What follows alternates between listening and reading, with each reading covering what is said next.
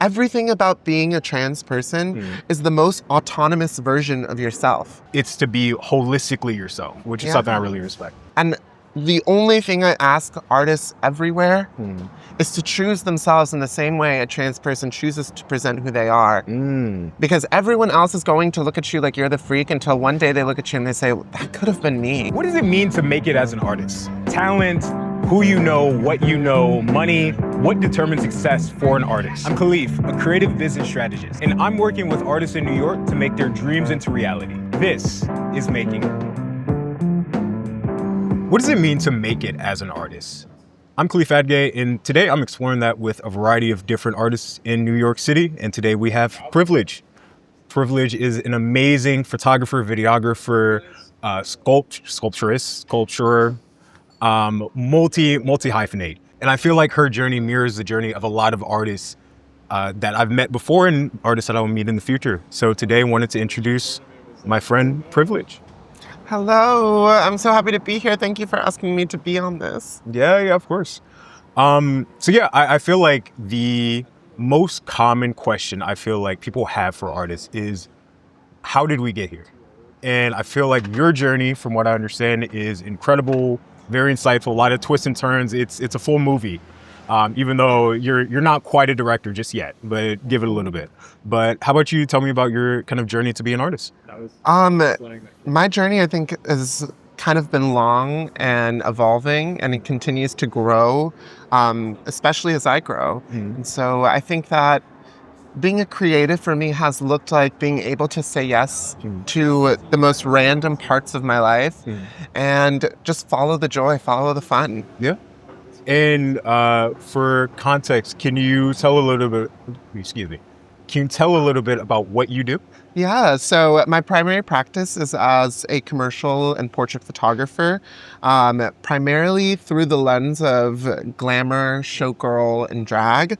But then I currently work as a creative marketing manager for an edibles company. Yeah. And so I do all kind of creative ads for the brand.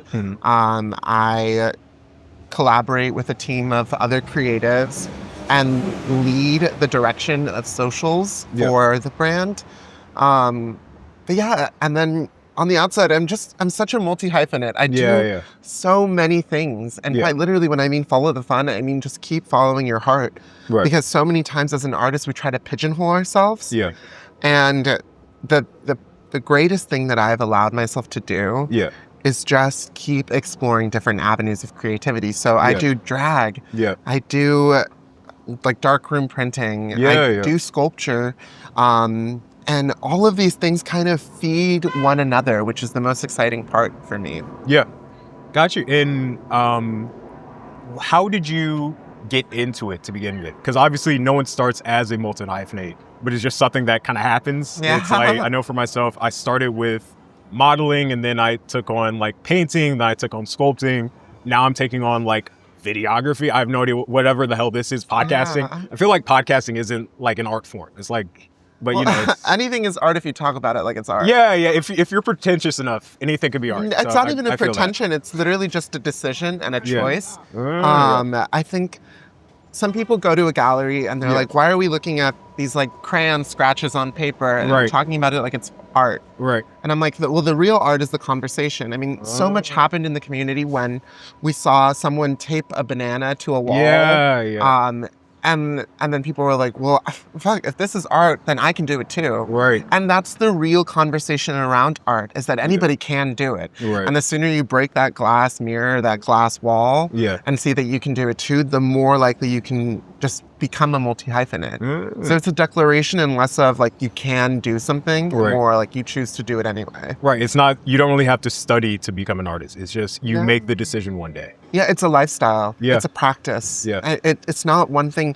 And when people talk about success in art, they're not talking about us getting to a certain skill. Yeah. They're talking about arriving to the place in your life where making art becomes inevitable. Yeah. Because it's just expression. Yeah. Yeah. And kind of on that point, I feel like your position as a full-time artist in New York, driving your passions, is something that a lot of people, that is the end goal for a lot of people, because being a full-time artist obviously is difficult. It has its challenges that we'll get into. So I'm curious on, as a now full-time creative, what was your journey to get here? So I guess it started, my journey as a creative. I think I like to imagine that it started when I was a child. Yeah. I was always really drawn to art in a kind of expressive way. And I used to just sketch and do doodles. And this is in elementary school, and I had a mom who could see that. Yeah. And so she put me in like drawing classes once I got to middle school. And that became really, really exciting. And that was like my major. I wanted to paint, I wanted to draw, and I thought that medium was really it. Yeah. But then I accidentally enrolled in choir. Accidentally? Well, accidentally because, so English is my second language. Oh, yeah. And when I saw choir, I thought that was orchestra. Yeah. And so I really wanted to learn to play violin because my family grew up and they were all playing mariachi music. And so I was like, why not? Let me learn how to play a classical violin. Yeah. But I enrolled in choir by accident. Yeah. And I'd always loved to sing. Yeah. But I was kind of really shy. And so what I found was that choir actually was challenging me more than drawing at the time. Yeah. And so I found myself really, really interested in this thing that was just like telling me all the time, like, oh, you shouldn't do this. Right. And I was just like, I feel like I can. The fact that it felt uncomfortable is why you're drawn into it. And I didn't even have language for it at the time. I was just like, there's something about this that I need to keep figuring out. So much so that I dropped out of my drawing classes. Wow. Yeah. And I dropped painting as a major in middle school. Yeah. Because I went to an art school. Oh, okay. Yeah. And for context, you're a fully Mexican or half Mexican family? I'm Afro-Latina. Yeah. So my father is Black and Mexican. Yeah. And my mom is, I guess, European and Mexican. Oh, okay. And so... Coming from like the southern U.S. Yes. Yeah. So from specifically Acapulco, Guerrero, Mexico. So I'm a proud Latin woman in America. Yeah. But yeah, and I loved choir so much that I just kept doing it. And then I enrolled in vocal lessons. Yeah. And then I started taking piano classes. And I just found myself more naturally challenged by this thing that everyone kept telling me I couldn't do. Yeah. My parents even were like, maybe some people are meant to sing in a group and not alone. Don't isolate. Actually, don't isolate the voice. And so I was always kind of silenced. Yeah. And if there's one thing about me is that I actually adore being challenged. Yeah. And so I took that and I was like, I feel like I have something to say. Yeah. And more importantly, I feel like there's music in me that I can't express. And in my adulthood, I've kind of taken that on even more and continued to nurture that. Yeah. But photography, and maybe this is also because it was a challenge. Yeah. I spent so many years admiring photos. Yeah. So like when I was 7, around the same time that I was drawing. Yeah.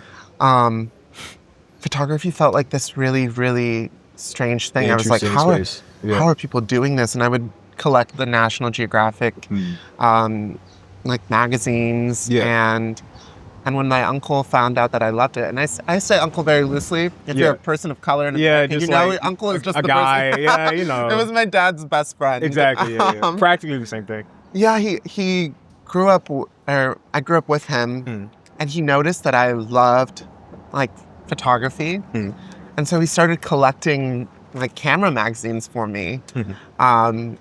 And then he started bringing them to me, and I just grew up looking at cameras, dreaming of owning a DSLR one day, or an SLR. And I was just like, photo is an expensive practice. It's not for me. I grew up poor. Right. Poor kids, we don't get to explore everything we want to. Yeah, it's more so like what's going to pay the bills when you're an adult, not what is your heart saying. Like heart is later. And so And so I just grew up looking at cameras and dreaming of maybe doing photo one day, but it was never like something that I could ever fall into. But when I graduated high school, my uncle and my mom both chipped in money and bought me my first DSLR, which at the time was kind of revelatory because I did not expect it. And so coming out of all these music classes and private lessons, I had no idea what to do next. But there was a photo class that was opening, and I enrolled. And this was now 10 years ago because I was shooting for a long time. So I was shooting on like collected vintage cameras and stuff like that, like old things that weren't working. I bought them at thrift stores. But yeah, I enrolled in this art like photo class. And what I didn't expect to find was like a mirror. And I just felt so connected to this idea of archiving life and documenting what it means to exist in the world. Be that in fashion, in portraiture, or in documentative experience work. And it was kind of invigorating, and I found myself again in a position where I was challenged with something that I didn't fully know what to do or how to hold, but I kept trying to figure it out. And you're pushed to explore and explore and explore. And it just led to the next thing and led to the next thing, and then I ended up in sculpture, and then they just go.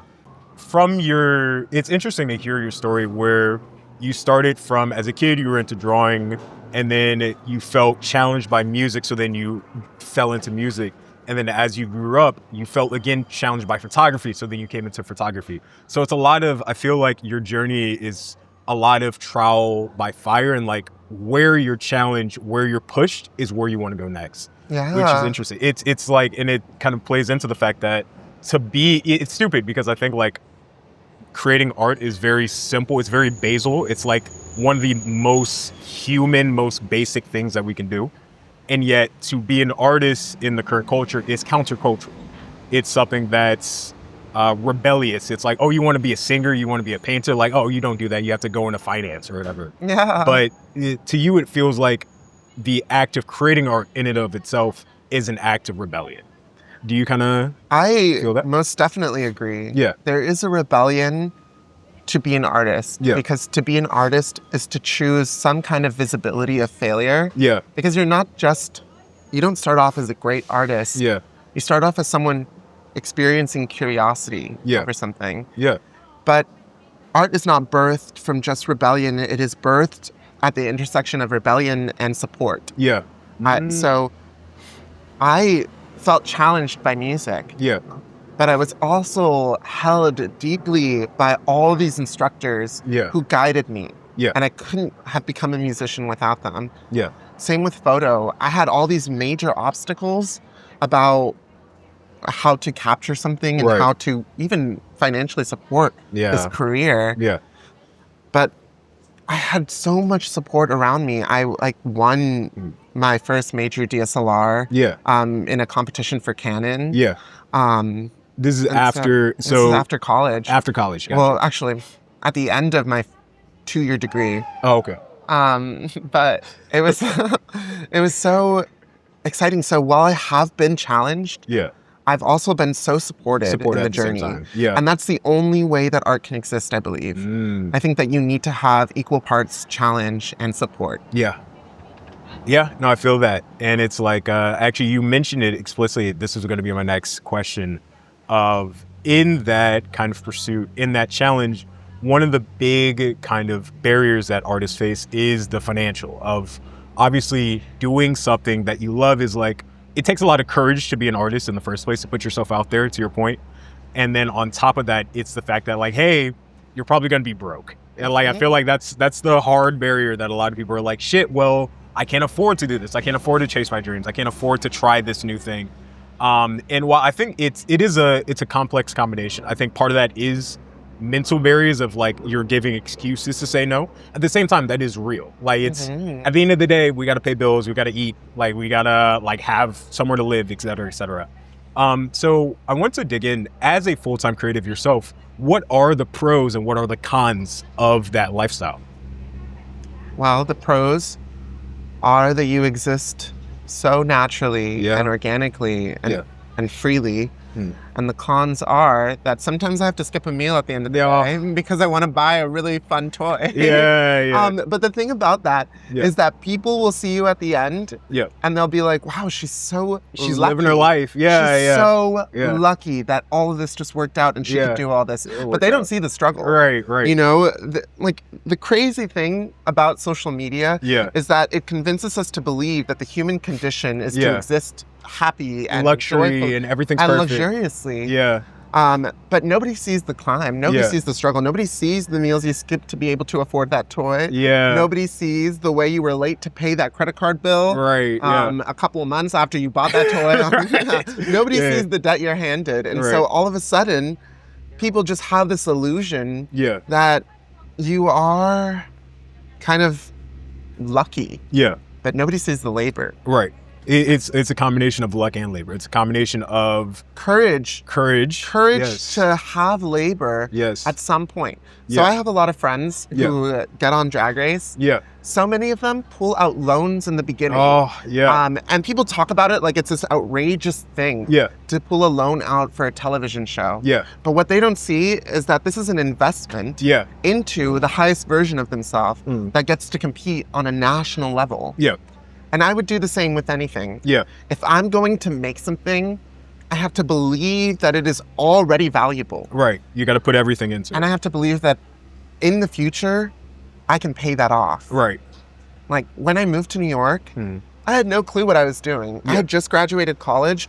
And I knew that I wanted a career in the creative world. Yeah. But I had no idea how much it would cost. Yeah. No idea. Yeah. But I knew and I trusted myself that I could pay for it at some point. Right. That you can pull it off. That I could pay for it. Yeah. Quite literally pay for it. Yeah. That I could arrive in New York and that I could figure out how to pay my bills here. Yeah. And then I could figure out how to do all these things. And then I remember the first leap I took from leaving. When I first landed, I was working as a salon manager. Yeah. And there came a point where I was picking up these random jobs that were paying me Just more hustles, in an hour that I would make in a week. And then you start to realize oh, maybe this is it. This is the point to go. Or maybe finally you could figure it out. Right. And that's been the biggest question of my life. It's do I trust myself to figure it out? Yeah. Because I'm always going to be met with opposition. Right. All of my life shows me that there are always going to be people who say, no, you can't do that. Yeah. Not right now. Yeah. Certainly not at this moment. Yeah. But it is in that moment that I decide fuck it. Yeah. Let me fuck around and find out. Yeah. Yeah. Let me see if I can actually pull this off. Yeah. And luckily I've been very brave. Yeah. In the face of everything that terrifies me. Yeah. And I know you mentioned it earlier, and you mentioned pieces of it earlier, and I know from the talk we did before this, but I wanted to just ask you directly, because I don't want to put words in your mouth. From your creative endeavors, from kind of your ambitions, your struggles, etc., what is one dream or the dream, depending on how you see it, that is at the end of this tunnel? So for your creativity, it's what is that big thing that you want to do, but you're just not quite sure, or you're thinking about, or you're trying to piece it out of how can I pull this thing off? Oh my God, I have this tour in my mind that I've been trying to kind of get out of my head. I find that sometimes it's easier for me to exist only in a cerebral realm. Right, just thinking about it. Yeah. But I have this tour in mind called Privilege in America. Yeah. Where I listen. Perfect name. You already got that's half the battle on. I travel across the country. Documenting both myself in relation to the landscape, but also interviewing and documenting trans women everywhere. Yeah. Because I think it's so cool to be a trans person in America right now, in spite of the fact. Cool. And I'll say this as the only trans person out of the two of us in this conversation. 50%. I think it is cool. Yeah. Mostly because there's a lot of eyes on us right now, telling us that we shouldn't be doing what we're doing, and it's always been dangerous. Yeah. The danger has never been like a new thing. Yeah. But the cool part about being trans is the declaration to the world that we see ourselves for who we are. Yeah. And that's why people hate us. Yeah. Because people look at us and they see, It's wow, jealousy. we didn't have to abandon ourselves. Yeah. We could have chosen who we are at any point, be that in gender, in career, in life. And that's why they're upset, because we hold up a mirror to them, again, just like most artists do. Yeah. And we tell them, have the courage to choose yourself in spite of whatever the fuck everyone else says. Yeah. And that's the same thing that applies to being an artist. Yeah. Choose yourself in spite of what everyone else says. Yeah. And that's why it's so cool to be a trans person. Yeah. Because you're choosing visibility in spite of the risk that it has in your life. Yeah, and it's like I've noticed that there's so many artists who are like the joke is like everybody's like a multi-hyphenate for like being some type of artist. But it's also interesting to recognize that being in New York and just in general, like paying attention to multiple different types of expression, it's like most artists are of some sort, quote unquote, rejected in some type of way. So I know myself, like one of my inspirations is like Basquiat. Like he was poor, he was black, he was gay, like in all these identities, he was neurodivergent, all these identities kind of played into his art. And it inspires the art where I see it as art is kind of, going back to the point previously of like, art is, in current society, it's seen as rebellion or like counterculture or whatever. But ultimately it's countercultural because the culture is to fit into a mold. And to be an artist is to necessarily say, like, I'm refusing to fit into whatever mold. I have to be myself. And to your point, specifically, I think with identities like being queer, it's, yes, to be openly queer is to, like, push against what is expected of you. But I feel like specifically to be trans is to, like, is beyond that. Where it's not just, oh, like, this is who I am, like, this is how I present. It's also like, I'm physically representing exactly who I am. There is no, like, I felt this way inside for a long time, and there's no boundary that ultimately will stop me from being who I feel I am. And like, I respect that. It's a beautiful thing. It's to your point of like, how I feel like a lot of the kind of, pressure's too soft. But I would just use it for now. The pressure against trans people right now is at the basal level, like jealousy. Like there's so many cases of like the Republican, whatever, right-leaning people who are staunchly anti-trans, like racist, sexist, etc. Ultimately, when you dig into it, it's like, it's jealousy. It's like, oh, they have this thing, they're in the closet secretly, or like, oh, you find them on Grindr, like all this like dumb shit. Where it's like, it's jealousy. It's they don't want to admit that you can live as beautifully and as openly as free as someone like yourself does. And yeah, it's both in your practice, it's in your lifestyle. It's to be holistically yourself, which is something I really respect. And here's the realty. I mean, you lightly mentioned Republican people. Yeah. It's not just Republican people. Yeah. It's people in our own community. Yeah. You know, there are gay men who hate trans women. Yeah. And I think it exists at the core because we show them that they don't have to mold themselves to be an illusion of what they think people are. Right. Because the reality about existing is that we get to just choose whatever we want. Yeah. Whatever makes sense for you. Nobody handed me a document at the beginning of birth and said, this is how you must choose being alive. Yeah. You get to decorate yourself however you want. You get to grow your hair out. Everything about being a trans person is the most autonomous version of yourself. There are people walking around here with the same haircut they've had since they were a baby. I chose to grow my hair out. I choose to put on this face. I choose to decorate my body and adorn myself with the things that I love, not because somebody told me that this is where I had to shop. But this is because I choose to be here right now. Yeah. And the only thing I ask artists everywhere is to choose themselves in the same way a trans person chooses to present who they are. Because everyone else is going to look at you like you're the freak until one day they look at you and they say, that could have been me. Yeah. And I'm not here to tell people that they can't be an artist. Right. Because the reality is anything I can do is something you can learn to do as well. Yeah. And that's the most exciting thing about all of this, is seeing and witnessing the parallels of identity, not as this fixed thing, but as something you get to explore. Yeah. You know, just because I am who I am right now doesn't mean in 5 years I won't be butch. You know, maybe I'll cut my hair off. Who knows? Right. The brilliant thing is that I don't limit myself. Right. You know, and the worst part about all of this is that some of the hate that's spewed onto trans people, there are trans people out there kind of absorbing that too, and then trying to spew it out to other members of the trans community. Yeah. And I'm not about that. Right. I'm not about that at all. I'm about letting people explore their journey on their terms. Yeah. Because who are you to say anything? You are not God. You are not the divinity that created all of this. And if you can't give me a reason why I'm here that is factual, then who are you to tell me that I can't do whatever I want to do with my life? Valid. It's freedom. It's literally freedom of choice. Yeah. No, that's beautiful. And kind of locking into... let the bus pass. Okay.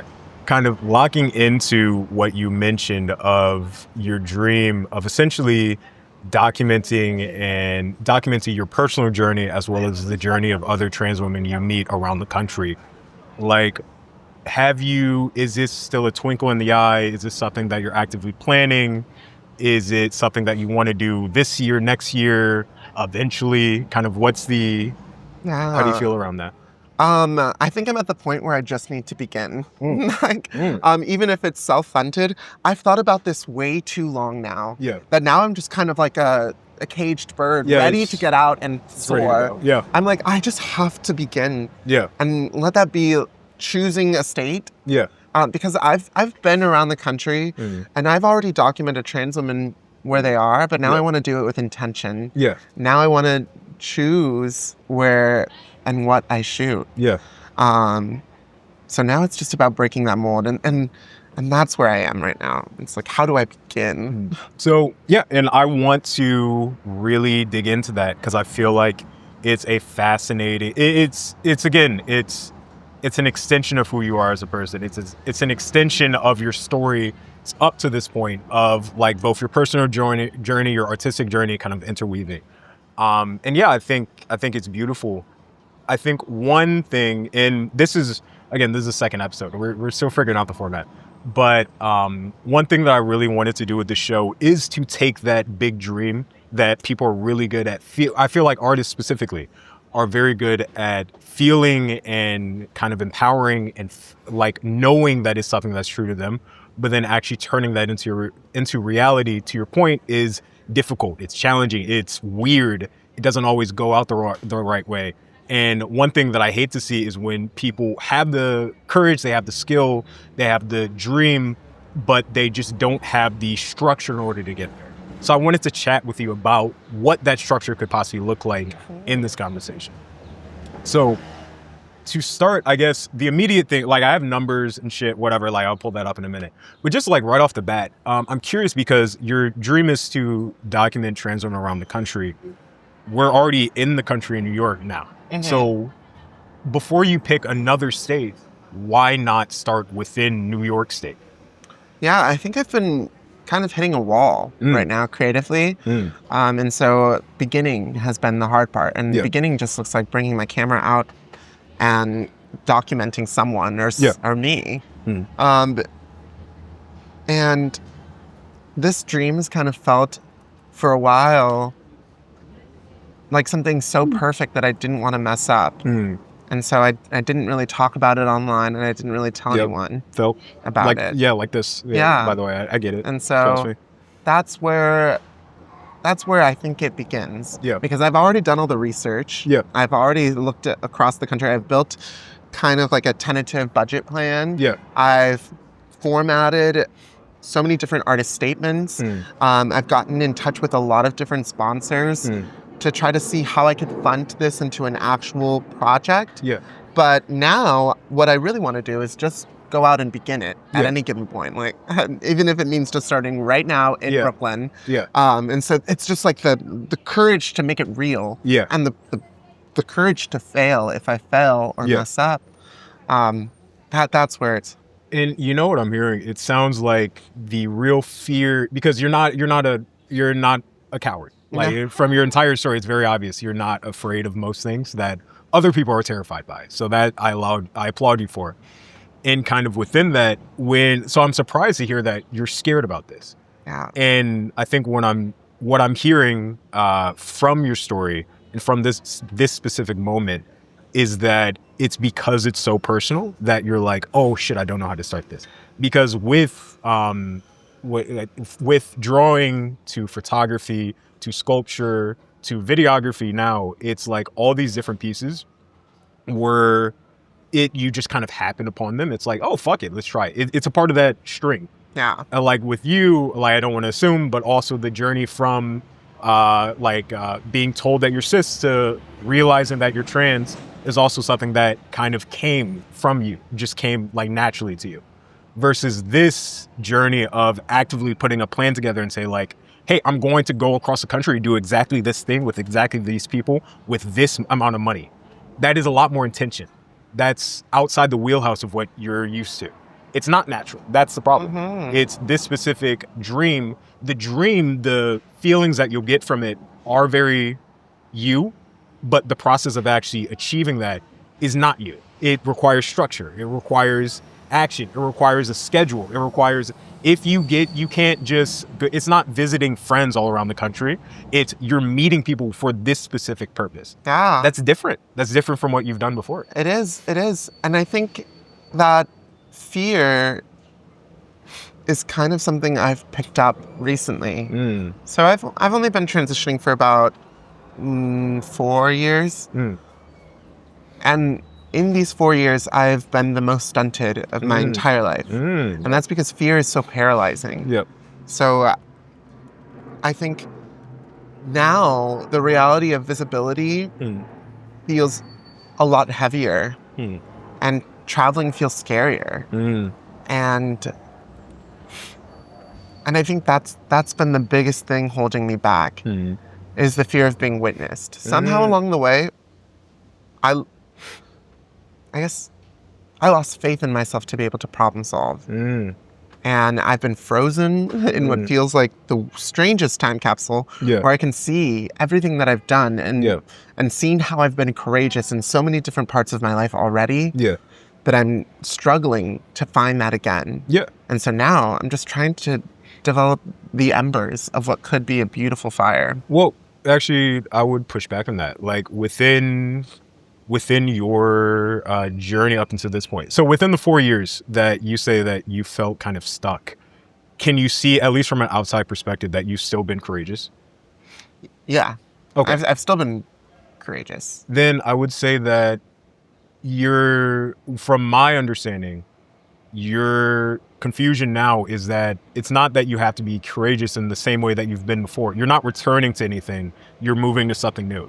Because you have to be courageous in an entirely different way. All the ways that you've been courageous up until this point are ways that are natural to you. This is a way that is not natural to you. Flying across the country to see a bunch of people is not, I don't think that's something that's natural. It's like, no, that's something you have to learn. You have to learn how to be courageous in a different way. Yeah. I guess I hadn't thought about it that way. Because I think I've just been punishing myself for pausing. Yeah, you shouldn't do that. Yeah, like, because I think, maybe 3 years ago, I was at a really strong peak in my professional career as an artist. I was making the most money I'd ever made as a freelance artist. And I got so afraid that I put it down. I got so afraid because I'd never been there. You know? I started getting what I wanted. And I got scared that I put it down. And now I'm like, well, how do I begin again? And I keep thinking that I have to go back to holding the same thing I held, but maybe it's entirely new. You're afraid of peaking. Yeah. Yeah. And especially as someone who is just deeply afraid of remaining stagnant. Yeah. I've been kind of just like holding myself hostage in safety. Yeah. Or at least the illusion of safety. Yeah. And it's like, I also want to call attention, like, this is a bus route. I regret choosing this street, but it's fine.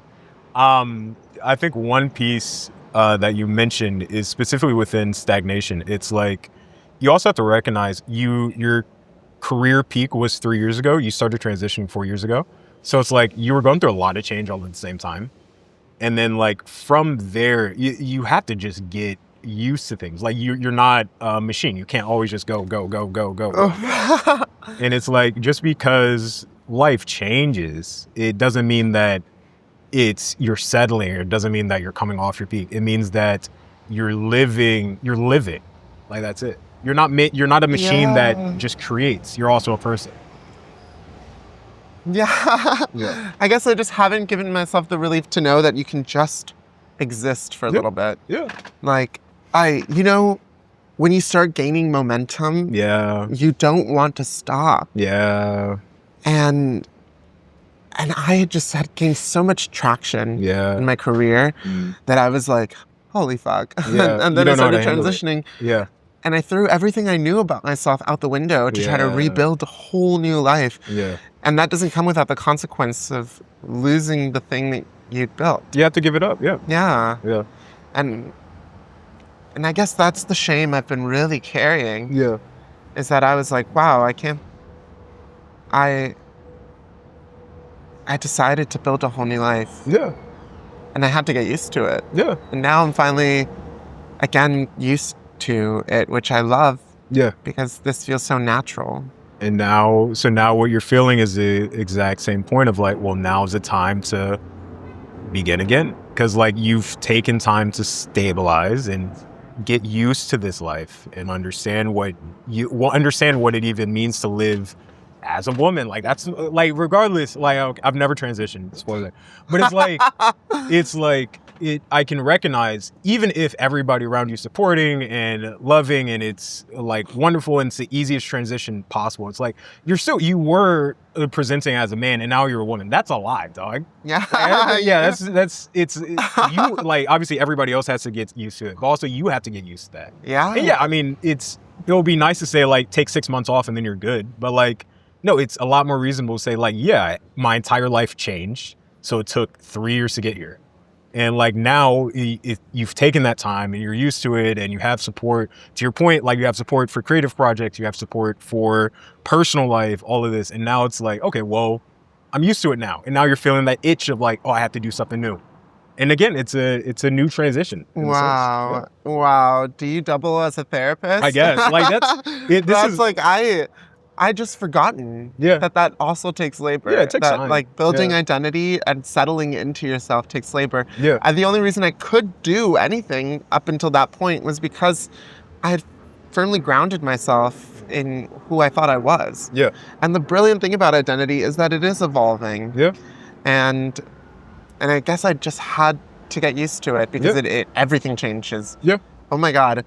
The way that people look at you. Yeah. Oh my God. Yeah. The way you walk through the world. I can't tell if people are clocking me or if they want to fuck me. And maybe it's both. Like, I can't tell. And it's scary. It's so scary. Yeah. But then at a certain point, women everywhere show me that you can step out. Yeah. In spite of the danger behind the people's eyes that are looking at you. Yeah. Yeah, because like even if you ignore like transphobia, stuff like that, it's like you're still a woman. So it's like that's entirely different. I don't know how like women feel walking around, and before you transitioned, you didn't know either, and now you're distinctly aware of it. Oh my God, and experiencing misogyny. Yeah, like, it's validated. Crazy. There you go. Crazy. Yeah. Like sometimes like like, oh my God, I can't get over it. Like, especially like, I think trans people are so valuable because we exist at this really fascinating intersection. Yeah. Where we know what what male privilege is. Yeah, perspective. And we've seen it. Yeah. So much so because we've given it up. Right. We've given it up. Yeah. To even walk around visibly trans is to know that you've given up the privilege and the safety of what being a man is. Yeah. And people can sit here and say, oh, you don't live your life as a woman, you're trans. And I'm like, okay. Well, at the bare minimum, I know I don't live my life as a man. Yeah, I'm like, I don't live, like, people don't look at me and say, that's a man. Yeah. And if they do, at least I'm a very beautiful man. Like, at the bare minimum. Right. But it is significantly different. And I just don't give that chaos credit. I'm like, something happened so crazy 3 years ago. Right. I'm like, I just randomly gave up my career and my life. Yeah. No, it makes sense. Oh, God, I feel such a sense of relief in finally languaging that there's a parallel there. Yeah. You know? I wanted to dig in specifically into what you told me in the pre-work so we can kind of get a sense of what is the path forward for that point where, okay, yeah, there's personal work that you have to do in order of like identifying where this fear comes from, like why do you feel paralyzed now, et cetera, et cetera. We spoke a little bit about that, but obviously like I'm not a therapist. I'm not a licensed therapist. I never claim to be.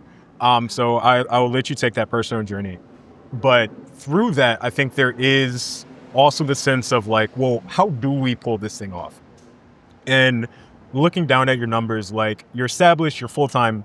One thing that did pop up to me is that you said that you're around monthly, you're bringing in, before taxes, whatever, like $8,000 a month. Does that still sound accurate?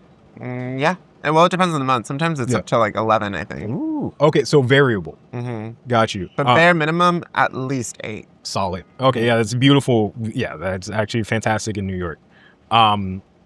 From there, one thing I did notice that you mentioned that you had 0 costs to running your practice. Oof, I guess I put 0 cost to running my practice because it's such a variable. It's so different all the time. And I can't sit here and anticipate what a project costs. Unless the project is presented to me. And so that's why it's hard for me to sit there and say, like, I have 0 cost. Because unless I'm counting my time, that's the only fixture that I can really, really account for. Right. For context, in the pre-session, I asked Privilege to tell me about how much money comes in for her, how much money leaves for her every month, as well as what's generally the time spent on her practice. So we can get a sense of what these are business metrics, which most creatives never talk about. So in order to really get a sense of how can we do the things that she wants to do, I broke it down like a business. So from there, costs are highly variable. That's fine.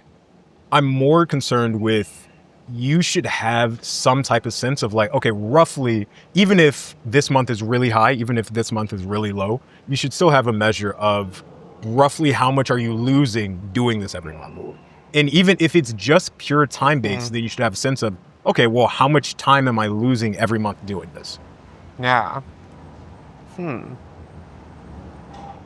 you don't have a number off. No, I'm like, I don't have a number off. Yeah, that's fine. I would say that there's an ant. Did you just kill the ant? No, I blew it off. And now it's dead. No, ants can survive falling from terminal velocity. Wow. I learned that when I was 8 years old. And it's in my head. Well, not. Wow.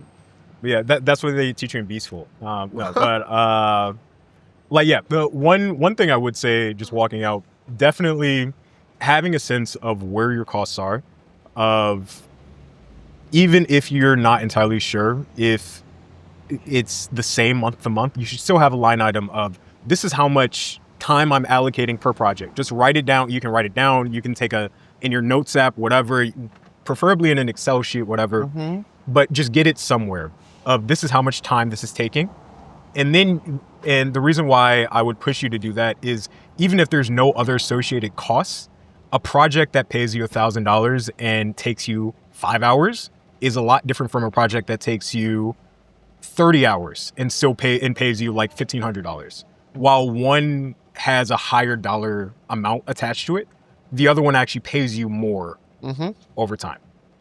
So like that would be my biggest point of like, if you don't have direct costs, get really, really comfortable with dictating this is how much time you're spending per project. Yeah. So that was like the biggest thing. Without costs, it seems like you're just bringing in $8,000 each month. In some way, that isn't true. We can also get into degradation, the fact that you own your cameras, you own your tripods, lighting, whatever, and these things die over time. There is also depreciation. So it's like if you bought the camera last year for, I don't know, $1,000, whatever. If you have to buy a new camera every 5 years, that means every year that camera is losing roughly $200 worth of value. This isn't perfect, but it's a good way to think about it of if you're buying expensive equipment once and you have to replace that equipment eventually, you should factor in the cost of using that equipment at each job that you're using it at. Wow. Do you have a business degree? No, I just think a lot. Well, it is kind of my job. Yeah. No, like this is variable cost, stuff like that. Like for context, I went to school for mechanical engineering where I learned about like supply and like it's not just enough to like create like a laptop. It's like if Apple charges $1,800 for this laptop and it costs them, say, $800 to make it. That doesn't mean that they're making $1,000 per laptop, because you have to consider how the box that you put the laptop in, how much does that cost? The shipping of the box laptop to like Best Buy, how much does that cost? The cut that Best Buy takes, how much does that cost? The taxes to sell a laptop, how much does that cost? The taxes to run a business, how much does that cost? So all of a sudden, even if the building a laptop looked like it earned you $1,000 off the top, when you really dig into it, it honestly only made you $300. And being able to know this distinction is very crucial for businesses to operate. You understand what is your profit margin. That's essentially what we're talking about right now. Yeah. Wow. Yeah. Gosh, you are running this like it's the Navy. I love that. Yeah. I've thought about my practice in some ways. Yeah. But I guess I just keep forgetting that money changes and technology changes as well. Yeah. So those are factors I hadn't even considered. Yeah. I think it's very crucial because, like, to your point, you mentioned earlier, like, obviously creativity is your passion. So, like, you phrase it as when you buy a camera, you're buying a toy. But it isn't a toy. It's literally what you use to do your business. Yeah. For one, if you do, listen, I'm not a lawyer. If you do taxes, whatever, you can write that off. It's essentially, if you're doing this full time and you bought a $2,000 camera for your business, then you should get money back for that because you bought this in order to do your job. It's the same shit. Like, I don't pay for like my work laptop. Like, no. Yeah. Wow. Oh, I gotta get better at this. There you go. With time. But yeah, so that's definitely one big piece. Writing down what are your variable costs, what are your fixed costs. After this, like, I'll send you like a pre or a post-show document kind of describing all the things that we talked about. But that was the biggest thing that stuck out to me. Second thing is just the variation between what you're doing now as you're working as a creative marketer to when you want to do this full-time project. Like, I'm assuming you would quit your job, but I don't want to put words into your mouth, in order to do like the full thing. Yeah, probably. Well, fun fact, I just put in my resignation. Oh, shit. Okay. Because I want to start. Yeah. I want to start. I'm such a dreamer that sometimes I just need a push to start moving. Yeah. And I always get to this cusp where I'm like, just do anything, start moving. Yeah. And so, yeah, I did. Okay. Don't have to quit your job, but if that's what you also want to do, that's fine. I would say that definitely, given, let's say that you want to do all 50 states, exploring the trans women who live there. You already, I was going to mention this, but you've already mentioned it, getting sponsors, making sure that people know about your journey and want to support you. There's plenty of people who are willing to like throw a couple $1,000s just to see this project happen. I would say that just economically, since you're going to be doing this as your full-time thing and you don't have other income streams coming up, for one, creating a budget, seeing how much money this gets you, and then calculating what I want to see from you is building a runway. So what a runway is given I'm spending this much money a month, how many months do I have until I'm out of money? So Yeah. So I wrote out a business proposal for this project by calculating the amount of money that I have to spend every month already on just general expenses, what I can get covered and what I anticipate. And then also, because I do have other avenues of income, what I can still bring in while traveling for this. Yeah, no, that's smart. That is a runway. I would say that just taking that format and just drawing it out explicitly, again, spreadsheet, real simple, doesn't have to be fancy. Just making sure that you have a clear view, because it's one thing talking about this as a dream. I'm proud of you. You're actually doing the thing. When you're actually doing the thing, it's no longer like, oh, okay, I'll run out of money in 8 months. It's like, it's 8 months later and you're like, oh shit, I'm homeless. Yeah. That's why we have to be very explicit with like, what does this mean? Yeah. So yeah, you already have the runway. The last part I would say is, given that we're in New York, real like apartments are expensive, breaking your lease would be expensive. I was gonna sublet. Oh, okay, subletting, that works. I would say that if you're not quite sure which state to start in or where to start or how to start, blah, blah, blah, obviously going wherever you have friends first and then starting kind of within that bubble. Wow. I would, in kind of a microcosm of that, is just starting in New York. Like, your dream is to go across the country, but I feel like plenty of creatives get way too invested in like, I have to do it as crazy as possible. I just have to get out there. To your point, I have to quit my job. I just have to do it now. It's like, yes, you should definitely start, but you don't have to start in Arkansas. Like, you don't have to go and kill yourself over this. It's like, start where you can. Right now, we're in New York. Plenty of trans women in New York, or trans people in New York. You can start here. I'm specifically only interested in focusing on trans women. Then do it. Then again, New York, you already have a community in New York. You mentioned that you're well involved with like drag people here, or drag people. Drag people. That's that sounds like a Can't believe you just said that on camera. Drag people. Whatever. Okay. Trans people in drag here. Plenty of community to start with. I think your vision is incredible. You've already proven yourself that you are the type of artist who can pull this off. I think starting locally is a very strong start. I think you're right. Yeah. I think, oh God, that's so good. Yeah. And yet from there, it's like, I think honestly, if you get your costs sorted, if you have a specific runway of how long you can do this for, not making any money, and you start smart, so working smarter, not harder, starting with the people you already know in the area you already live in, I think that will make the project so much more manageable and whelmable, instead of just saying like, oh, I have to do this because I'm meant to do this, and ruining yourself over it. Like, I think this is why artists want management and representation, because they want somebody else to do this work. And when you're independent, you're like, I gotta do it. I gotta figure it out. It's hard it's hard strategizing about how to live and also living your life at the same time. Like, that is very true. This is why therapists have therapists, managers have managers. Like, even if you're really good at talking about something, walking the walk and talking the talk at the same time is very difficult. Yeah. So yeah, no, it's completely normal. But I would just say, looking at your story from an outsider perspective, giving you that privilege is to say, these are the 3 things I would focus on first. You've already thought about sponsors, you already have connections, you already have the equipment, the skills, stuff like that. Besides that, it's just keeping on that. And then also using your network. So you already have a presence on social media, using that to your leverage to grow the presence. I don't know, actually, I didn't ask. Do you want the project to be on social media? Is it a website? Is it a magazine? Like, what's the form? I don't know. So this is what I've thought about with these prints.